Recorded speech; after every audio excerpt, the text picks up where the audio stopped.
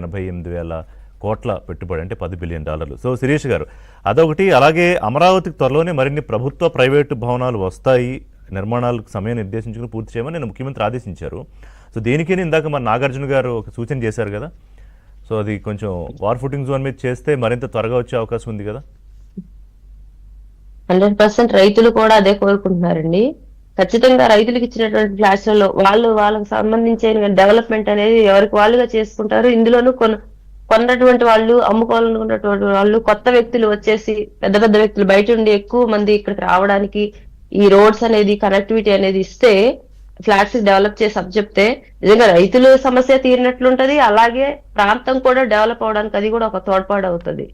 ఇకపోతే మీరు అన్నట్లు గూగుల్ అండి, విశాఖ గూగుల్ ఏదైతే దేశ చరిత్రలోనే అతిపెద్ద భారీ ప్రత్యక్ష విదేశీ పెట్టుబడి 87,520 కోట్లతో Raiden Infotech India limited data centre. దీనికి ముఖ్య కారణం చంద్రబాబు నాయుడు గారి బ్రాండ్ అండ్ లొకేషన్ కృషి అండ్ సెంట్రల్ గవర్నమెంట్ కూడా మనతో ఉండడం.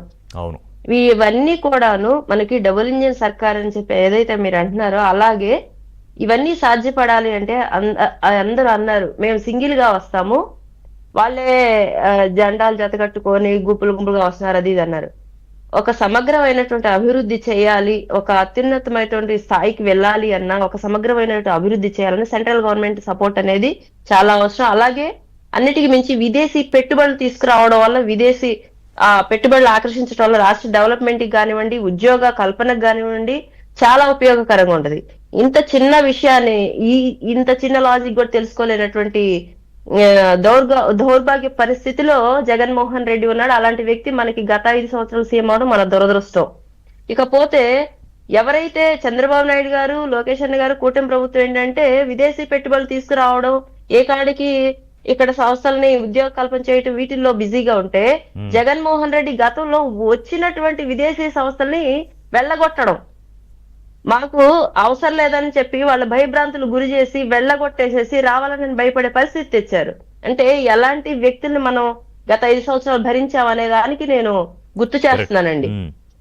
ఇకపోతే రాజధాని అభివృద్ధి, రైతుల సమస్యలు, ఏదైతే రైతుల సమస్యలు ఉన్నాయో, ల్యాండ్స్ ఇందాక నాగార్జున గారు అన్నారు, ఆయన ఏది కూడా రోడ్లకు అడ్డంగా ఏవి 4 బిల్డింగ్స్ కట్టేసి మమ్మాన్ని పెంచలేదు, సంతోషం అనేసి. అది నిజమే. యాక్చువల్ గా ఆయన చెడగొట్టడానికి చాలా విధాలుగా ప్రయత్నం చేశారు. కానీ రాజధాని రైతులుగా మేము ప్రతి దాన్ని అడ్డుకొని, ఏదైతే R5 జోన్ లో రైతులకు ఇళ్ల స్థలాలు ఇవ్వాలని చెప్పి ఒక కుట్రపూరితం ఏంటంటే, కుటీర పరిశ్రమలు స్థాపించాల్సినటువంటి ప్రాంతంలో దానివల్ల అందరికీ ఉపాధి కల్పన అనేటువంటి జరుగుతుంది.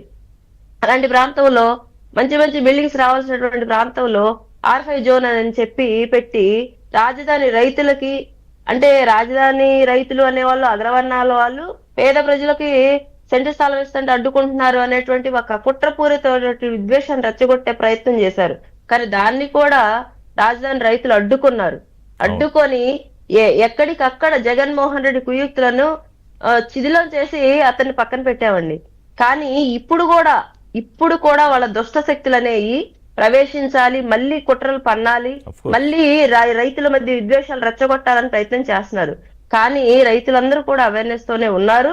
ఇకపోతే ల్యాండ్ పూలింగ్ అండి, next second phase land pooling అనేది అనివార్యం, ఖచ్చితం. ఎందుకంటే ఒక విశాలమైనటువంటి నగరము కావాలంటే ఖచ్చితంగా భూమి అనేది కావాల్సిందే. దానికి ఇకపోతే ఇప్పుడు మొన్న ల్యాండ్ అక్విజిషన్, దానికి కారణం కూడా చాలా కాలం వెయిట్ చేశారండి. అయినా కూడా ఇప్పుడు సిడి యాక్సెస్ రోడ్డు అక్కడ కొంత ఆగిపోయి ఉంటుంది. అది కేవలం ల్యాండ్ పూలింగ్ లో ఇవ్వనటువంటి కొంతమంది వైకాపా నాయకులు చేసినటువంటి పని. అలాంటి పరిస్థితిలో రాష్ట్ర ప్రయోజనాలు, విశాల ప్రయోజనాలు దృష్టిలో పెట్టుకొని ల్యాండ్ అక్విజిషన్ కి వెళ్ళడంలో తప్పులేదనేది అమరావతి నాకు, అంటే హై ప్రయారిటీలో లేదని నేను అనట్లేదు, కానీ బట్ దానికన్నా హై ప్రయారిటీలో ఉన్న అంశాల మీద ప్రభుత్వం దృష్టి పెట్టాలనేది ఇందాక నాగార్జున గారు చేసిన సూచన. అది కూడా అవసరమైతే తీసుకోవాలి, ఎందుకంటే ఒక విజన్లో, ఆ ప్లాన్లో ఉన్న